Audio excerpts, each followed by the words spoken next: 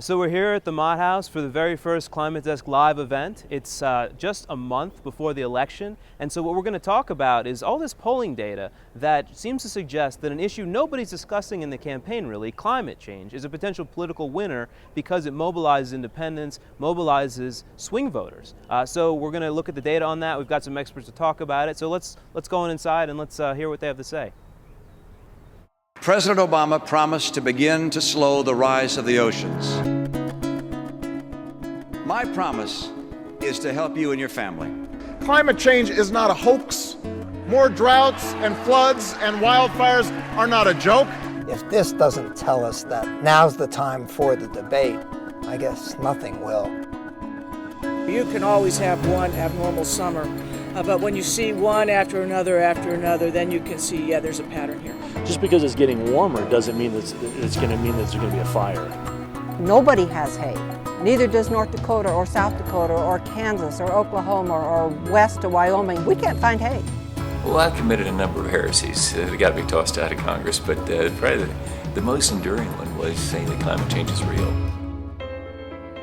You're operating in this headwind of an industry-funded disinformation campaign. Of course, we're going to be outmatched. Many use the word McCarthyist attack. The problem is that rather awkwardly, there is a science of why we deny science. There are facts about why we deny facts. People have industrial operations literally in their backyards. Gas prices. Gas prices. Gas prices. Gas prices. Gas prices. And I think we're on page 2 now. We're on what do you do about it? I think an event like this can start to wake people up. But thank you all for coming. Welcome to Climate Desk Live. I'm really thrilled to have you here. I'm Chris Mooney.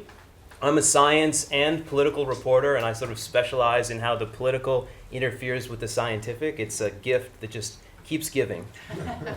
I'm also now your MC. My job here at Climate Desk Live is to walk you through some of the timeliest issues in the climate and the energy space, issues that affect all of us, but that too many people in this town, kind of especially, tend to ignore or put on the back burner. Speaking of which, everybody here watched the debate?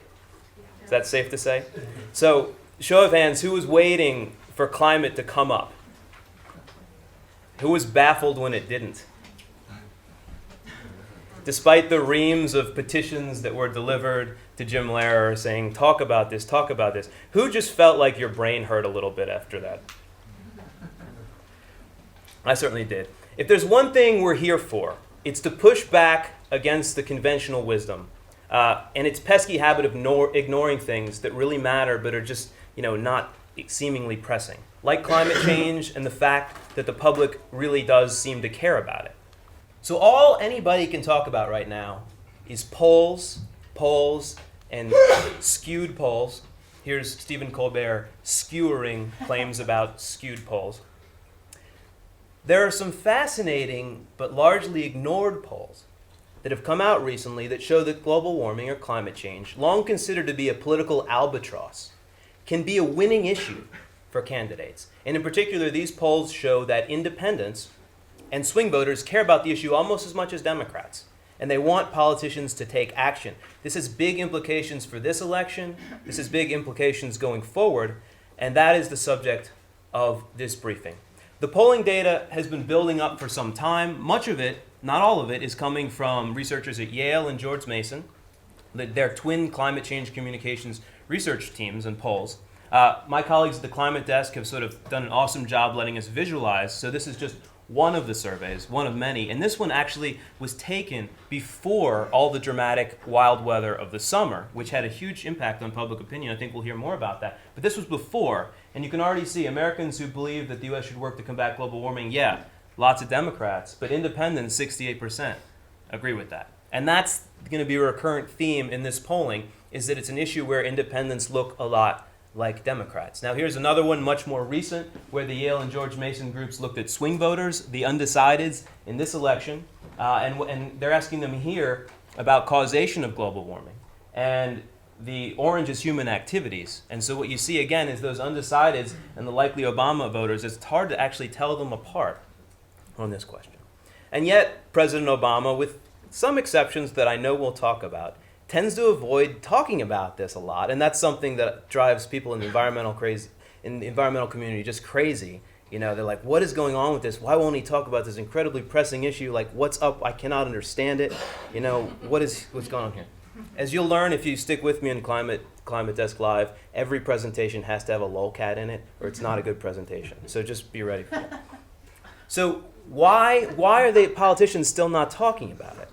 That's one of the key questions we're going to get at with our panel. So here's our panel, in the order in which they'll talk. Betsy Taylor is sort of our newsmaker today. She's behind a really amazing report. I think some of you already have it. It was sitting on your chair when you walked in. It's entitled Climate Solutions for a Stronger America, a guide for engaging and winning on climate change and clean energy. And if we've run out of them, I'm sure Betsy will tell us where you can get some online. There it is. She's the head of Breakthrough Strategies and Solutions, which consults for an array of clients on how to achieve a more sustainable society. Then we're going to hear from Joe Rome. He's a senior fellow at the Center for American Progress, and he's a former Clinton official from the Energy Department, where he worked on clean energy and energy efficiency. He's probably best known to you as the popular blogger behind Climate Progress. On top of that, he's a student of communications and rhetoric in communications, and he's author of the recent book, Language Intelligence, Lessons on Persuasion from Jesus, Shakespeare, Lincoln, and Lady Gaga. Now, the title persuaded me to want to read it, so it just shows that Joe knows what he's talking about. And he's got copies here, which he's actually going to be able to give as media copies, or you can buy them, so talk to him after about that. And he's been arguing for a long time sort of the core point behind this event, which is that climate change can appeal to the public and can be a winning issue. And then finally, we're going to hear from Paul Bledsoe. He's a Washington-based consultant who is a chief staffer on climate change communications in the Clinton White House. He's also worked on the Senate side under Senator Moynihan. You were a senior policy advisor to the National Oil Spill Commission, and has played a variety of other roles. And he's going to give us his take on climate change messaging. So there we go. And so now I'm going to call up Betsy and hand her the clicker. Just push to the right. Thanks very much. Thanks, Chris. Thanks, everybody, and thanks. It's great to be here with Joe and Paul, two terrific colleagues.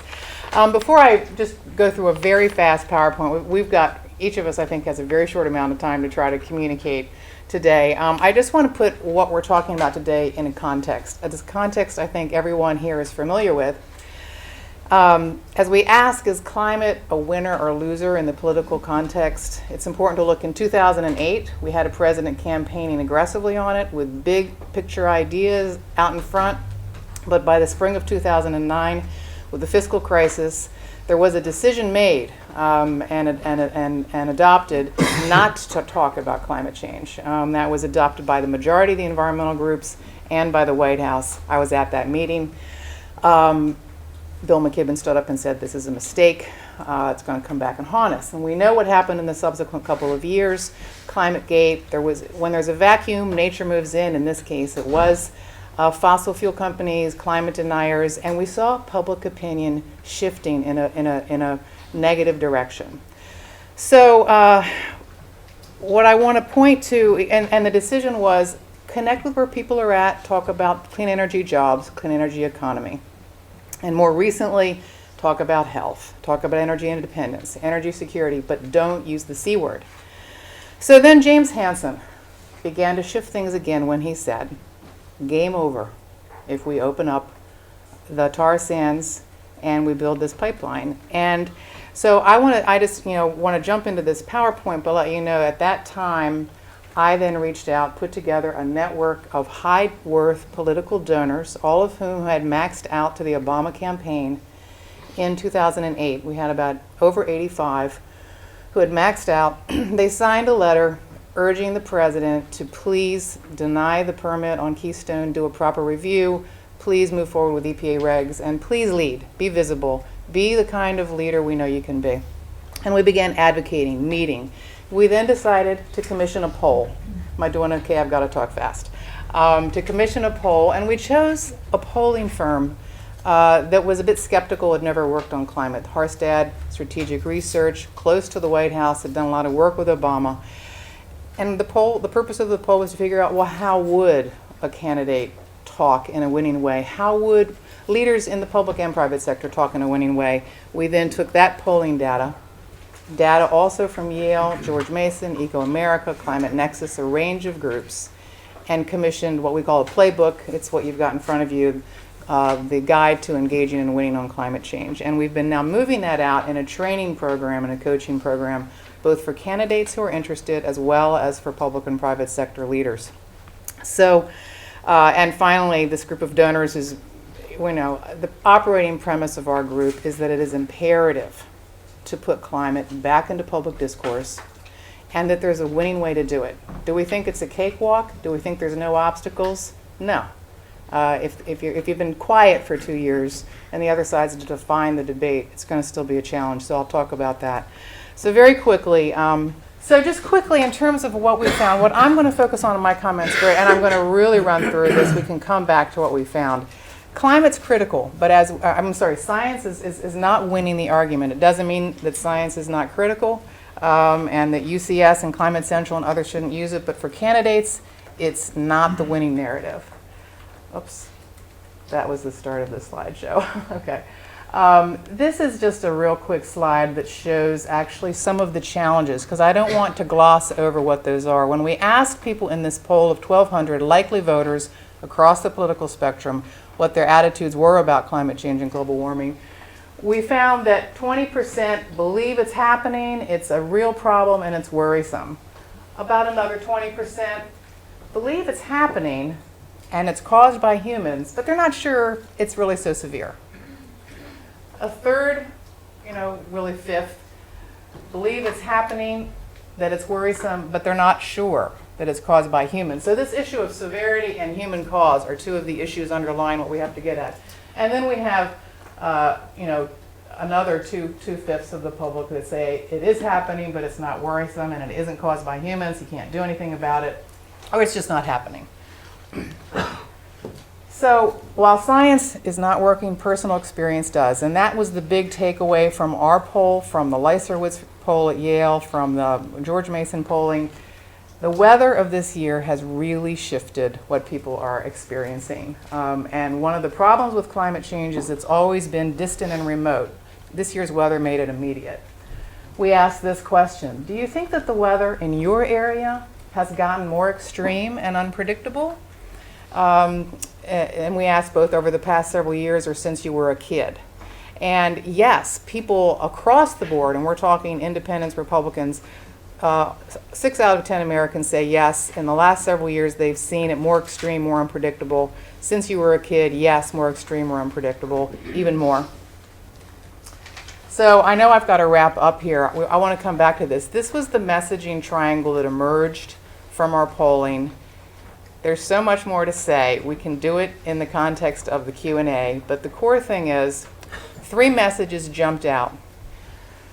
They're all values driven. So we tested values, we tested a variety of narratives, and Chris is giving me the Time's Up But tell us here. about this, of course. Well, let me just say that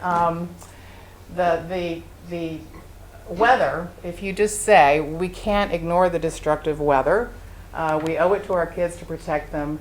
That means addressing climate change before it becomes irreversible. That message is both immediate. We can't look out the window. Wildfires, worst drought in 50 years, floods, extreme intense storms like nothing we've ever seen, tornadoes in places that never happened before. It's here. People believe it. And then you move to moral obligation. Then you know, the biggest problem, once people have actually accepted that climate change is happening and that this extreme weather is an indication of it, everybody knows what the biggest problem is. Fatalism. Okay, we can't do anything about it. I think a lot of us feel that. Well, actually, if you say no one should doubt what America is America's ingenuity and resolve, those who say nothing can be done about climate change forget who we are and what we can do. People are so ready for solutions at that point. They are all over that message. And finally, well, why aren't we doing anything about it? What's the problem? Why aren't we moving forward? The problem is it's time to break big oil's stranglehold on Washington. We can build a secure, affordable energy future and address climate disruption if we put people, not fossil fuel companies, back in charge of our democracy. That taps into a huge public sentiment that our democracy is up for sale, that big super PACs are controlling Congress, and they get really angry and they want action. I'm not going to go through these. This is the details, but these slides go into the details of the three messages. But I can point to, Democrats, independents on each of these slides, huge majorities agree with these messages and resonate with them. That the system is rigged, that super PACs are trying to control our democracy. Again, over half of independents, huge number of self-ID'd Democrats. And I'll just show this last one. We did in the polling pit two candidates against each other. One was an all-of-above candidate, and we made this really tough. A candidate who's for more drilling for oil, gas, tapping into the 400-year supply of coal, and investing in clean energy, against a candidate who's for rapidly developing clean energy like wind, solar, geothermal, and beginning to reduce our dependence on oil and coal. And that clean energy candidate won. It was close, but that clean energy candidate prevailed. That's the preferred messaging. Now, this is the hardest part. We'll come back to this. We can ask questions about what was hard about it and what worked about it. So, in short, there's a story that can be told. It's about rooting that story in the weather and in people's personal experiences. And it's about connecting to their emotional connection to their kids and their anger that fossil fuel companies are conducting misinformation campaigns and trying to buy up members of Congress. And if we put all those pieces together, there are quite a few candidates now working with that narrative, and I'd be happy to have you ask me questions about that in Q&A. Thanks very much. Thanks, Chrissy. Okay, Joe, do you want to? Yeah, I'm coming. Come on up. Sorry, it's a little tight there. Don't need that. Can we turn this off or go back to the book? Go back to the page where. This is the theme here. I can go back to the page that had you on. That has my book, yeah. Strangely enough. There you are. There I am. All right. Well, thanks, Chris. And I appreciate what Climate Desk is doing. Obviously, people who read Climate Progress know I think the media is severely undercovering the story of the century, and what Climate Desk has been doing is trying to correct that, and I think doing a pretty good job. I have 4 points. I know you're only supposed to have 3, but I have 4. First, read my book, Language Intelligence. Second, the climate issue has become a political winner because the predictions, for a simple reason, the predictions made by scientists in the past few decades have become painfully visibly obvious. That is why it is a political winner. The third point is, even though you are on the right side of an issue, you can still screw it up with bad messaging, as, boy, the president has shown in issue after issue. And my fourth and final message is read the book, Language Intelligence. And I have a whole chapter on repetition. In fact, I have the quote from Frank Luntz. There's a simple rule. You say it again, and you say it again, and you say it again, and you say it again, and you repeat it again and again and again and again, and about the time you're sick of saying it is about the time your target audience has heard it for the first time. And that distills, I think, in some sense, the difference in messaging between scientists and the disinformation campaign. Chris had done this interview of me that you can find at Mother Jones, asking me why I figured out ahead of the polls that this was going to be a winning political issue. And I think I gave a reasonably good answer, but it sort of crystallized in my mind a better way of talking about it that I can say to you, which is that I originally, I was worked in clean energy for 20 years. I worked with Amory Lovins in the early 90s, 5 years at the Department of Energy, running the Office of Energy Efficiency and Renewable Energy, wrote a bunch of books, did a lot of clean energy consulting. And then my brother lost his home in Hurricane Katrina. He lived in Pass Christian, Mississippi, 1 mile inland, 20 feet of water in his house. It looked like the inside of a washing machine. He asked me if he should rebuild his house, a tough question for anybody, obviously. Losing your house is a big deal in your life. And he knew I'd studied physical oceanography at the Scripps Institution of Oceanography with Walter Munk for 2.5 years during my PhD thesis. And so although I was familiar with climate and wrote about it a little bit in my books, my talks were 90% energy and 10% climate, I started talking to climate scientists, and I ended up interviewing maybe 50 to 100 different people, experts on climate like Hansen and Richard Alley, and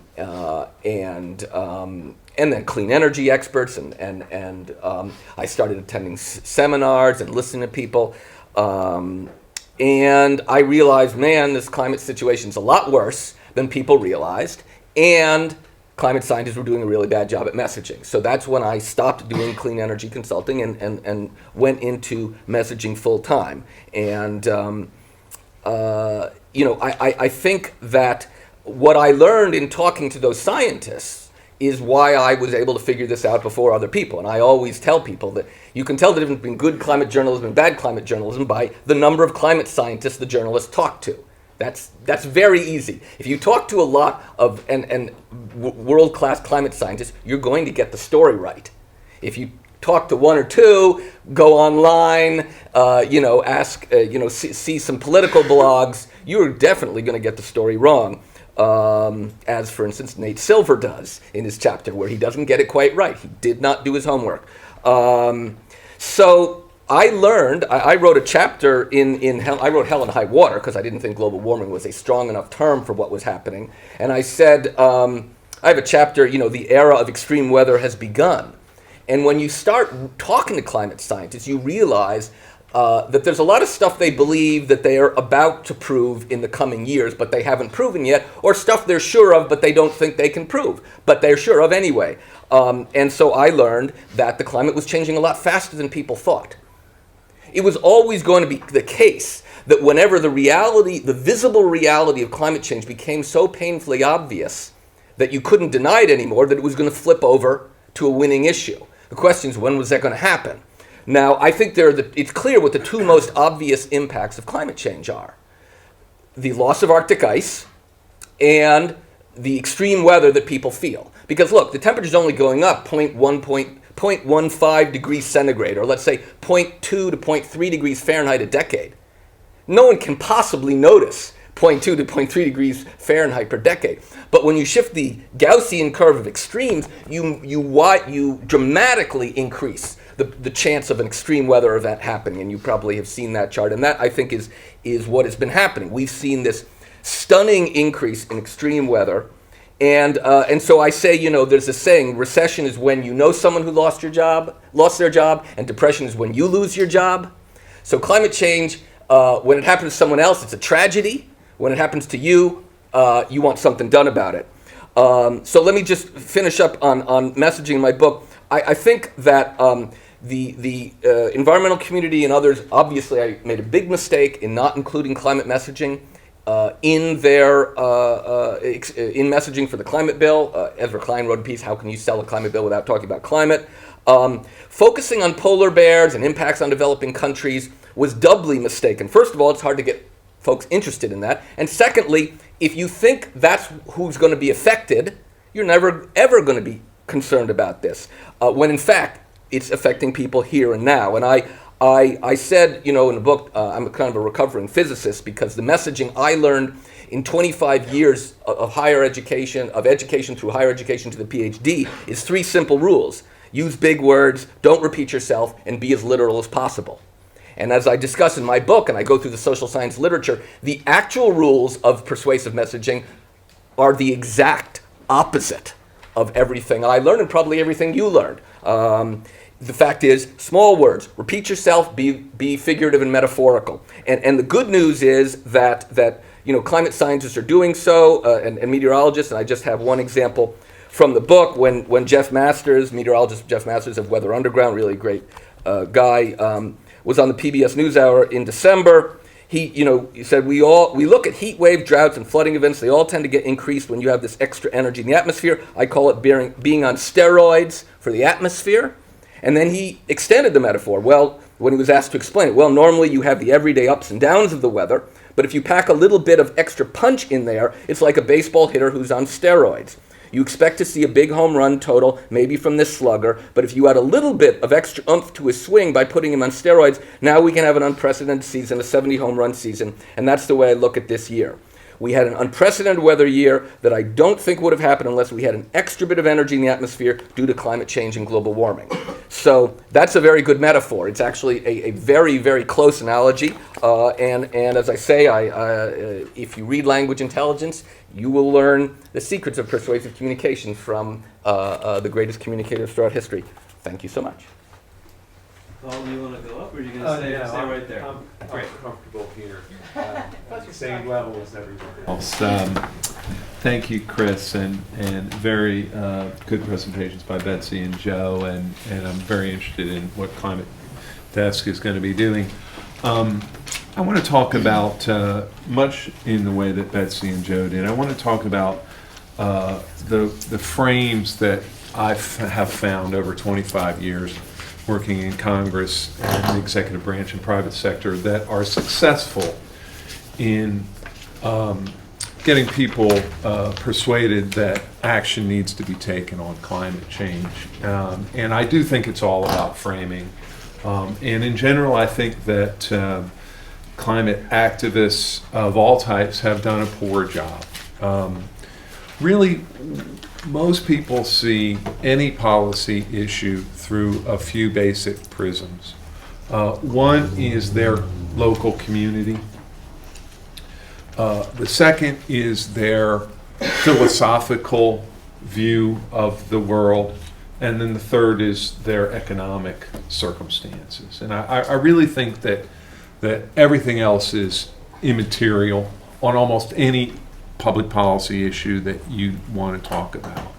And so I think that in particular on climate change, it's worth taking a minute to think about the history of the issue as it's been framed. For much of the last 25 years since James Hansen initially testified before Congress on the issue in 1988, the framing has been the very first word, global. And that framing is exactly opposite of what is going to move people on any issue. As soon as you say global, people are like, I can't do anything about it. Because it's an impossible and overwhelming notion, let alone call to action. And so I think that the extreme weather incidents, the rise of extreme weather incidents, that has been very steady, by the way, over the last 20 years. It's not just last year. It's been incredibly steady. The cost of extreme weather in the United States, to my view, is the single most important issue regarding climate change in the United States, because that is what gets people to pay attention. So there have been numerous studies done by FEMA and others about the increasing economic cost of extreme weather in people's communities.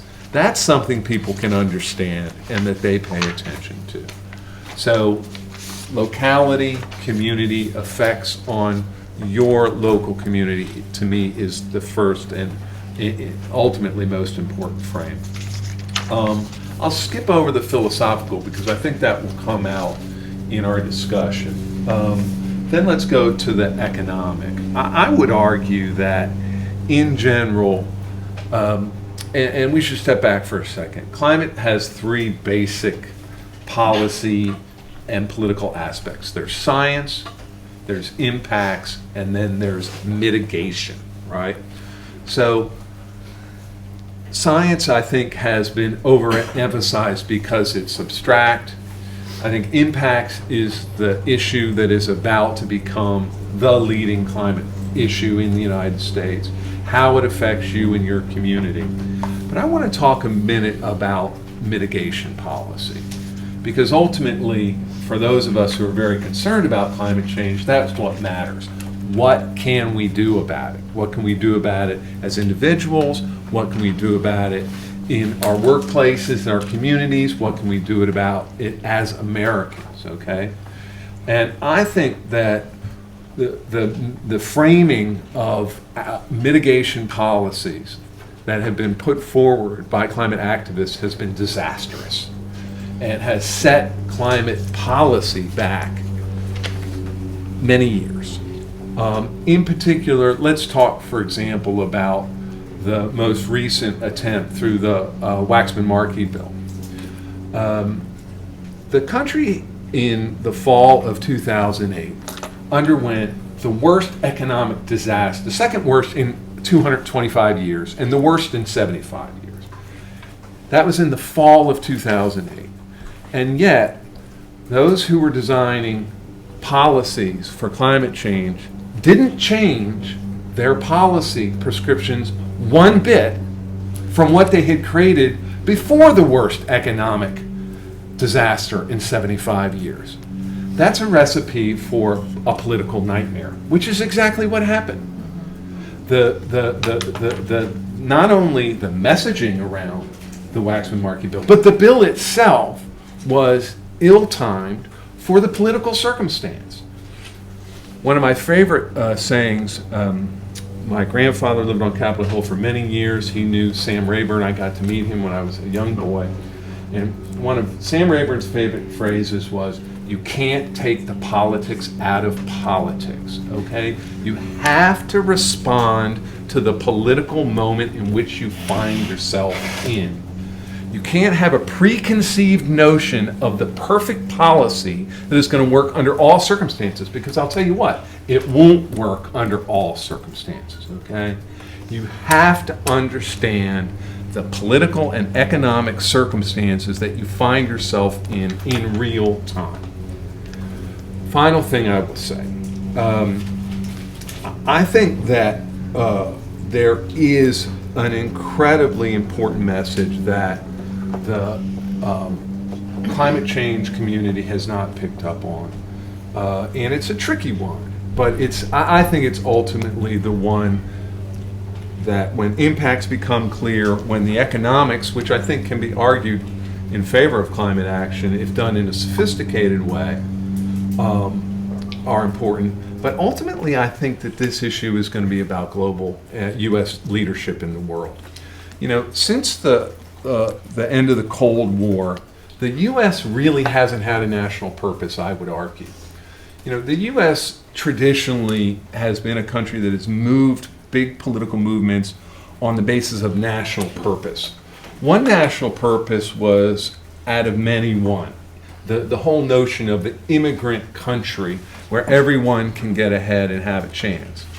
Recent economic data shows that's no longer true. That's probably not our best bet right now about a national purpose. For a long period from the end of World War II through the end of the Cold War, our purpose was protecting the free world. That was the rallying cause for American values. I actually think that climate change, along with several other issues like broader economic empowerment and poverty alleviation, have the opportunity to inspire people about what makes America great, what makes it special. If the United States can really adopt very, very serious cutting-edge climate change policies, and I happen to think there's an opportunity to do that in the next 5 or 10 years, I think this can tap into the notion of American exceptionalism and American greatness. Typically what happens, Winston Churchill said famously that Americans can always be counted on to do the right thing after exhausting every other possibility. And he knew what he was talking about. He was talking about mostly about World War II. I would actually argue that climate change is exactly that kind of issue, that there is still an opportunity for the U.S. to take a leadership position on it. And in fact, the world is looking for the U.S. to do that. So sorry to talk so long, and look forward to your questions. I think that there was a lot of common themes in what we heard. So I'm going to throw out a couple questions. I'm going to ask the panel to answer them really briefly. We're not going to, we just don't have as much time as we would love to have to unpack all of this. But a lot of common themes, and then we will throw the floor open to you folks. So first of all, let's watch something, all right?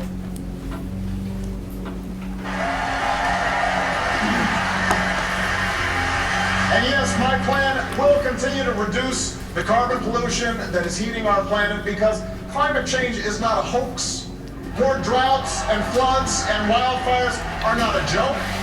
They are a threat to our children's future. And in this election, you can do something about it. So that's when the president did talk about climate change. My question is simple. Is that a good job? Is that the message you would kind of want to hear? And if so, why is it not being repeated? Well, I can say, I can jump in real quickly. I think that the content of the message was right on the message, and actually it maps very clearly the triangle that we put out there. And he needs to actually do more than one-liners inserted or one words inserted. He needs to speak with real conviction, with repetition, as Joe said. And if he doesn't do that, then it doesn't come across as something that he really thinks is a serious issue. But yes, that was a good start. Anything to add, guys? Well, first of all, I meant to quote, Stanford's polling expert John Krosnick, but he was quoted yesterday that voters can actually be activated to vote by hearing the Democrat take a green position, and candidates may actually enhance turnout as well as attract voters to their side by discussing climate change. So he needs to repeat this message again and again. The thing he did wrong, however, was, of course, he said climate change is not a hoax, and that's just bad messaging. Yeah, hoax is a very strong word, and I have a whole chapter on the art of seduction and the figures of seduction, and the literature is very clear that weeks later there will be people who will remember the president said something about climate change and hoax. I guess he thinks climate change is a hoax, and that could be 30-40% of people who are just lightly paying attention. So you want to push your frame. You do not want to repeat your opponent's frame to negate it and then correct it. That is not good messaging. I thought his emphasis on impacts in communities was exactly right. I believe that, however, until it is framed around broader economic messages, that even if people are concerned about it, they don't feel compelled to act on it or believe we are able to act on it. So that's the disconnect I found in actually much of the administration's messaging. So another thing that I'm thinking as I hear all this is we've seen national polls, a number of them, and they are consistent. But the campaign, everybody knows, is being fought in only a couple of states. And the strategists are working at a very granular level. Okay, what's going to work in Ohio? So the question is, can we trust the national polls and how they show independents moving to apply to swing states? Or do the candidates know a lot of things that we don't know? And maybe they're actually being smart. A couple of quick observations. A number of the swing states have been experiencing severe climate impacts. Colorado and New Mexico are two swing states that have experienced extreme wildfires, maybe the largest fire season in U.S. history. Florida is on the cutting edge of climate change for a whole variety of reasons, not least of which extreme weather, but also sea level rise. So I actually think that there are certain states where climate change can be discussed in very specific local ways. Absolutely. Anything to add? Yeah. I would strongly agree with that, and especially those three where wildfires are still raging in some states. I think the pundits are really behind here, and it's important to note that when the president said what he said at the convention, it got the most sustained and enthusiastic applause of anything he said except GM is alive and Osama is dead. So it's worth noting. I didn't say that. No, so did the president. Oh, did the president. Okay. And I would add that if I were the president's campaign, I would look at what Yale released yesterday, because they broke it down by region. Oh, did they? They have four regions: Northeast, Midwest, South, and West. And the interesting thing is that the biggest jump in people who agree that global warming is affecting the weather is in the South. It went from 66% to 75%. And so, the Southerners who say they experienced an extreme heat wave increased to 61% from 50% in March. Increasing number of Americans West say they experienced either extreme weather or drought, and more than twice as many Midwesterners say they personally experienced an extreme heat wave or drought in the past year. So, you obviously always tailor your message to who you're talking to, but we're reaching now the point where almost every state is getting some sort of extreme weather event that is off the charts, including that derecho that ripped across the country and went into Virginia. I mean, Virginia is like a slam dunk on this one. Yeah. Okay, well, I stand refuted on trying to see if there's that way out. Okay, so then this is the thing that as a journalist, when I'm reporting this story and I still don't have an answer, it almost sounds like there's somebody behind the curtains and they're like conspiring to have the candidates have bad messaging. I mean, but that's probably not true. The world doesn't work that way. So what is the cause? I mean, Betsy, you talked about a meeting 2008, 2009. Are we blaming somebody for being wrong? Or are we just not getting it through a wall? Well, I think that Paul, went right to it. The attack right now, the attack that's on the president and on Democrats is jobs, jobs, jobs. If you don't deregulate, if you don't build the Keystone Pipeline, if you don't, move forward with these power plants, you are killing jobs, you are hurting the economy, you're hurting the little guy. And we've heard that for 30 years, actually, but it's hundreds of millions of dollars behind that argument. So I think that their fear is, with the amount of framing, the amount of messaging to the other side, they feel maybe boxed in. But I think what they're not seeing is the ability to play offense. There's a lot of data that shows if you come out and speak the truth about this extreme weather, about kids, about the fact that, look, if you say anybody that doubts that we have the ingenuity and technology and solutions right now to move forward on this doesn't know who we are. If the opponent or an obstructionist attacks that, what are they attacking? They're attacking patriotic pride. That's a good position for us to be in. So I just think that they're not there yet. And I would make 2 points, which I've made many times on the blog, but one a little more newsworthy for here. The first, of course, is that the White House is dreadful at communications. So everyone feels singled out themselves. I can assure you the healthcare community thinks, Jesus, he never came up with a single one-liner to explain why we have a healthcare bill. So you can't just say, oh, he's again, you don't want to be paranoid that he sucks at climate messaging. They're just really bad all around. The second is I will absolutely blame someone because I have relatively high confidence based on conversations I've had that David Axelrod is the guy who shut down a lot of this talk and even went up to the Hill and told the Dems not to message the climate science, to run on the clean energy jobs and energy independence, which, by the way, are perfectly fine messages. And not only that, we spent a lot of money and we were plus 10 on the climate bill.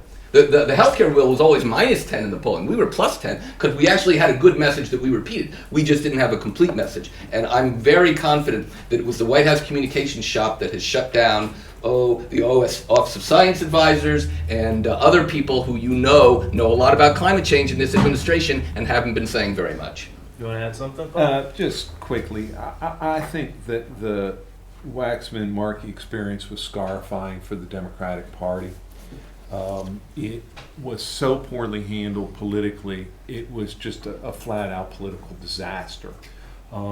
It reminded me of, by the way, what happened in 1993 and 94 when I was at the Senate Finance Committee, and Al Gore proposed a BTU tax without laying the political groundwork for it, without providing the broader economic context for it, and he forced the House to vote for it.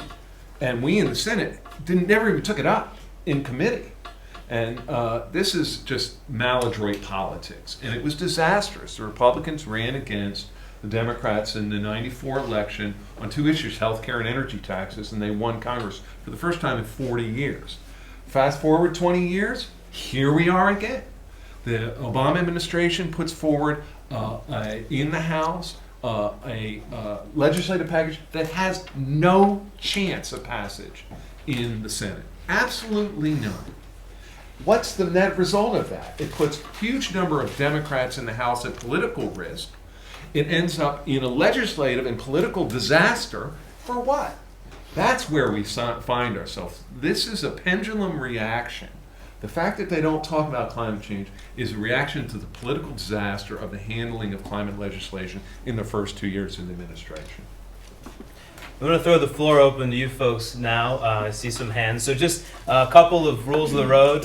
First, please introduce yourself before asking your question. Second, I am going to repeat your question so that it gets picked up by all of the different kinds of mics and recording that we have in here. I'm going to repeat it in shortened form, so help me out with the ability to repeat it in shortened form. And so for the sake of me and for the sake of the audience, let me channel Alex Trebek and ask that you phrase your question in the form of a question before asking it. Thank you very much, sir.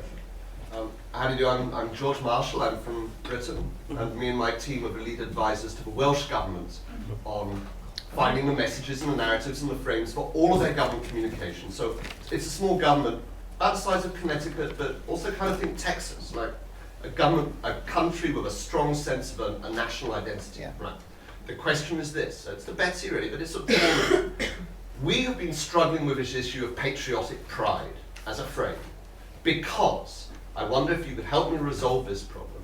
On the one hand, it does speak to people's identity in a way which maybe galvanizes action. On the other hand, in frame terms and in value terms, it triggers a set of extrinsic frames which are in a wider sense concerned with competitiveness, right, and with competition. So I just wanted to suggest to you, this is a patriotic pride is potentially a frame which wins a battle, which is maybe to get the attentions of people maybe on the right, but might lose the war in terms of putting together a consensus for international cooperation. Yeah. So the question is, this patriotic pride frame, if I can paraphrase, it brings along baggage. It brings along a lot of baggage that might get you into waters that you don't want to be in, because it makes you too muscular in your outlook on other kinds of issues. That seems to be what the question is. What do you think? Yeah, I think the question is the push for national identity and solutions at the national level potentially jeopardizing global cooperation, which we'll eventually need. And what the data shows is that, and I want to say that the guide speaks to the need to tap into a hero quest. So it's not just data. This goes to what Paul was saying, the need for the Welsh people, the need for the American people, the need for all people to have a sense of purpose. And to the extent you can tap into patriotic pride and purpose, and that every person matters, an all hands on deck approach, we can do this. The data shows people are starving for that. They want those solutions, they want to be invited into engagement. On the competition, actually the testing we did on US-Chinese competition and things didn't rise to the top as much, but there is a way, I believe, to evoke competition in a race to the top, which still maintains that cooperative frame. We didn't test that as much as I'd like. It'd be nice to talk to you more about that. Two things. I actually think that there's two patriotic pride messages. And equally important is, in the case of Wales, but in the case of any messaging I would do in any state, climate change is going to destroy what it means to be Welsh, because you're changing the climate. You add 10 degrees Fahrenheit, suddenly Wales is not Wales anymore. And you add 10 degrees Fahrenheit to any state in this country, and you're moving Illinois, as you know, over the course of the century. The impacts report showed this. First it moves down to Missouri, and then it moves down to Houston. So what we are in the process of doing is destroying what America was, in turning it into something that is very different and inhospitable. So, state by state, and I would certainly make the pitch that way at a community or state level. On the competition point, I spent 20 years on clean energy messaging, and the message is framed. I just frame it differently for the United States. We invented most of these technologies. Bell Labs invented the solar cell in the late 1950s. We helped create the modern wind industry, and we're getting our butts kicked in both of those industries and countless others. And anyone who, this is something, Waxman said, if you don't believe in global warming, there's no real reason to believe in a big clean energy push. But once you understand that global warming is real, then we're going to spend $40 trillion either in 4 decades and avoid climate disaster, or in 100 years and have climate disaster but avoid total catastrophe. So $40 trillion or whatever is going to whoever is smart enough to lead the world in low carbon technologies. And so, but you have to sell the science first for that message to work, because if you don't believe that CO2 harms people, then why not solve our energy independence problem by drilling for oil here and just getting as many fossil fuels as is humanly possible here? So not a surprise, but you can't ever omit the science message, even when you're doing the clean energy messaging. My wife is English, so that my understanding of Wales is limited. But Welsh people's understanding. Exactly. I understand the difference. But I would just comment that sense of national purpose in an issue this important is critical. And I would ask you to tap into the national purpose. I wouldn't worry about the international cooperation moment. Quite the opposite, actually. I would like to see countries really begin to compete for the mantle of as Britain has done in its political messaging around this issue. The UK has maybe been one of the most aggressive countries in the world. I did some teaching at Oxford on this, and I actually believe that we're about to be headed into a situation where the U.S. is going to begin taking more and more serious action in climate. By the way, we are taking action. The Obama administration has promulgated through EPA rules to regulate greenhouse gases from future sources. There's reason to believe if the president's reelected, he'll promulgate regulations through EPA to mitigate existing power plants. We have large regulations on fuel economy and emissions from mobile sources. So we are beginning to take action. I actually believe the messaging that works in the United States is we're going to outdo China on this issue, both in economic terms and in global leadership. I actually think that's what motivates people. If you look at motivational studies and you look at the history of cultures, usually tribalism wins. Let's harness tribalism on behalf of a bigger purpose. Thanks. Or Nick. difficult. Hi, Nick Sent with World Wildlife Fund. If we're already feeling the impacts of climate change, and if there are compelling reasons to bring this down to the local level, how come we're not including local resilience and preparedness in our messaging, in our analyses, or even in this talk? I don't even mention preparedness. Okay, so the question again is, if the local matters so much, then how come we're not actually talking about preparedness and resilience in general? And those issues do seem to get shunted a bit. We didn't test resilience and adaptation, except we did ask one question. How important is it that your city, town, or community start to get prepared for the impact of climate change? Extremely, very fairly. And it was an overwhelming response, including Republicans. They want their own community to prepare. So I do think there's a lot more we can do to find. This is a very delicate dance because people, once they look at the weather, this is rational. Can we do anything if the weather's already changing? There's already a couple hundred years of carbon up there. And it's very easy to shut people down and just have them go back into paralysis and say, it's over, I'm gonna live my life. That's the place that a lot of people are going. So I think finding a way, and I'll be very quick, to speak the truth about preparing, but to do it also with a mission around solutions and doing everything we can. We don't know what we're capable of if we don't try. And people really want to go for solutions, even as they also believe we better prepare for some impacts. Well, I would add a reason we only get 5 minutes to talk, so one can only talk about so many things. But until you get the science message out there, there's no way to convince people to prepare. I mean, if you don't believe humans are causing climate change and therefore it's going to keep getting worse, what is there to prepare for? Random weather? So, I think one has to get the science story right.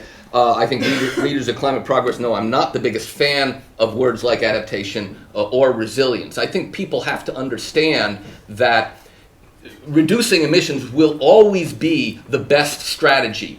Now, 20 years from now, 40 years from now, 60 years from now, 80 years from now, because it could always get a lot worse. And adaptation, so-called, historically, has mostly been abandonment, which is why the word desert comes from desert, an abandoned place. That's what happens when the climate becomes inhospitable. People leave. And you could spend all the money in the world. If you have a dust bowl, people are going to leave.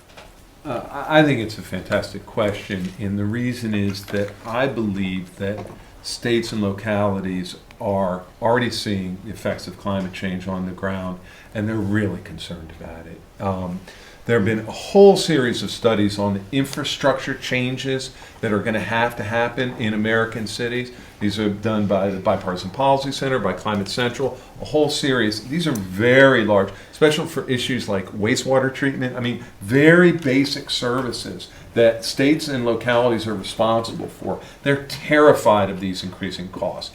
I think what you're going to see in the next 5 or 10 years is a movement by state and local officials lobbying members of Congress for money for adaptation. The question is, can you take that momentum and drive it toward mitigation as well? Hi, Libby O'Hara, I'm a staffer here on the Hill. At the risk of taking us a little bit into the weeds, you all have been talking at a much higher level. I wonder, when we focus on extreme weather events, if we're either tapping into or forgetting about how bad humans are at statistical reasoning. And what I mean there is, I feel like many times people push back against deniers who say, oh, but it snowed the other day, it was freezing cold, by saying, oh no, you don't understand how statistics work, and it's really about these rapid swings. Does anyone have any comments on that? I mean, I certainly personally do not, I personally believe all these data about the extreme weather, but I'm saying just in terms of like on an individual basis, talking to folks, pushing back on that. Is it, in fact, these dramatic swings are also a characteristic of the extremeness of the events? So again, the question is about the relationship between climate and weather, which was absolutely a problem. Like 5 years ago, everybody was afraid of this statistical trap that you get yourself into. Are we blown past that now? Is it all not something to worry about anymore? I mean, the data from our poll shows that we're past that the extremes are so evident. It's one of the reasons that Tony Leiserowitz at Yale recommends climate change over global warming. Mm-hmm. And it's also in our polling, when you talk about weather, we found talking about climate disruption actually really increases, including independent and Republican voter traction on that. They see it as human caused, and they see the disruption. So I don't think you want to get trapped into a tit for tat. I think you want to say, look out your window.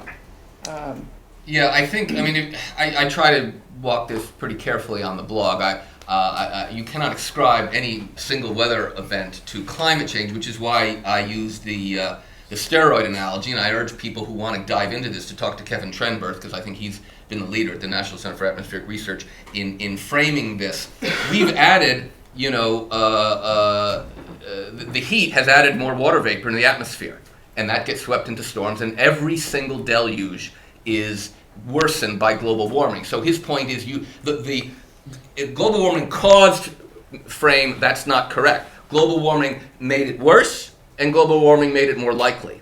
And when you have this off-the-charts weather events, then I think the public gets it. And I'll just add that I think the really big news, and I've tried to highlight the science that is emerging on this, is that it isn't a coincidence that the last 2 or 3 years have had off-the-charts weather because of the increasing evidence of the link between the loss of Arctic ice and the weakening of the jet stream, and therefore the strengthening or the prolonging of weather events when they occur. And I will take a large bet that in 10 or 15 years, people are going to look back and see it as a quantum change, a step change, and that more and more science is going to demonstrate, particularly since the ice is going to be probably gone, mostly gone in the summer in 10 or 15 years, that you're going to untether the jet stream, and the kind of weather we may see by 2020, will be, make our current weather seem quite normal. Only quick reflection is that the broad swath of climate change impacts predicted by scientists in the mainstream literature over the last 20 years is happening. I mean, that's really, if you just look at loss of Arctic ice, loss of mountain glaciers, intercontinental drying, extreme weather events, wildfire. Literally, if you go down the list, I think that's the simplest way. One other comment on just climate science and the way that I've tried to explain it is, really it's very simple, right? You have carbon matter, mostly plants, that has gone underground for millions of years, right? And that stuff becomes coal and natural gas and oil. And that's CO2, that's carbon. And what we've done in the last 150 years is we've pulled out millions, tens of millions, hundreds of millions of years of carbon and pumped it into the atmosphere. It's really a pretty simple problem, in a sense, to explain it. That's what's happened.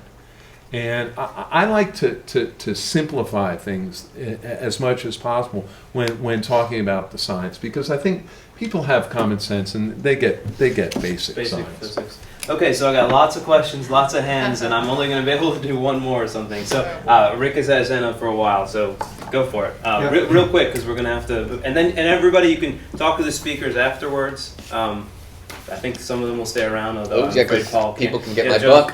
I have copies. Repeat it often. Yes. Language intelligence. Yes. Rick Pilt's Climate Science Watch. A quick follow-up. Preparedness, adaptive preparedness. I'm glad that was the term that Betsy used in her question. I think a lot more needs to be done on this. On preparedness, doesn't our own intellectual integrity and accountability require us to talk about the need for adaptive preparedness, because it's inevitable that we're going to have to deal with that, with the climate change impacts. B, isn't it another way that denialists are put on the defensive on the local level if they refuse to acknowledge the impacts problem and stand in the way of the discourse about the need for preparedness?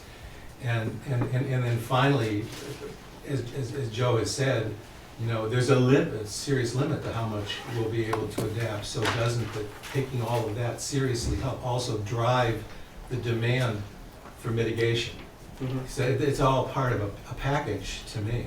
So the question seems like a little bit of a pushback on Joe's point that you're not that happy with talking about adaptation because it can distract a bit, and he's saying that they're all wound up together and it actually puts people who deny the science on the defensive.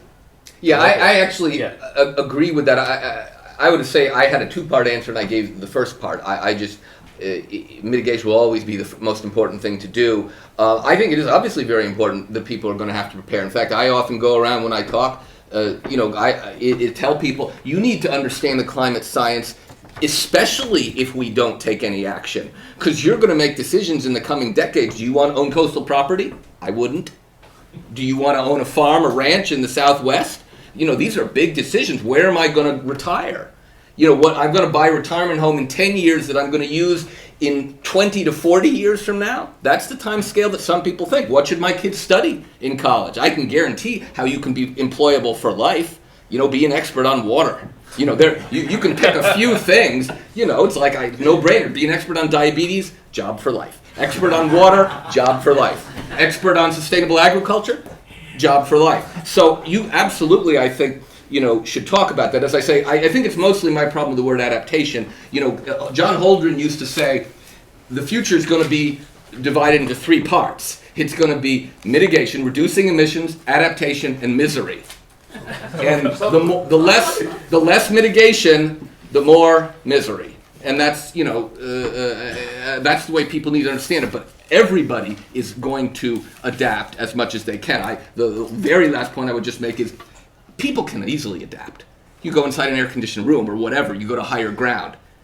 Farmland, not so easy to adapt farmland. And at some point you reach a point where you just can't feed 9 billion people, and that's the path we're on. I think when you talk about the globe, I don't like to talk about the global impacts. Is there any chance we could feed 9 billion people on this emissions path by mid-century? And the answer is, I don't think you'll find many climate scientists who think we could do it the way we're doing things now. Okay. On that note, I'm going to officially end. It's been a great event. We've had a very dynamic panel. They're all great communicators. So let's thank them. So I think we learned a lot today. I think the most important thing we learned is that extreme weather over the summer has really changed the complexion of this issue. It's changed the public. People really know about climate change. They feel like it's affecting their lives. And what I was really probably most struck by was the point that even in swing states, it's not just national data showing that this affects independents and that this affects swing voters, but in the states that the campaigns are focusing on now, they argue that it's a really good message too. So our next event is getting even closer to the election. It's November 1st, and what we're going to do is we're actually going to talk about, again, something that's not being talked about, which is the science policy, the climate policy, the energy policy of the two candidates and what a future Obama or future Romney administration is going to look like in these issue areas. We're teaming up with Science Debate 2008, It's a great organization. They've gotten the candidates on record in written form. We're going to actually go further into those issues, and we've so far got a representative of one campaign saying that they're going to make it. So we're working on booking that now, but I think that's going to be another great and timely event as people are thinking about who to vote for. So please join us here again at the Mott House, same time, same place, on November 1st.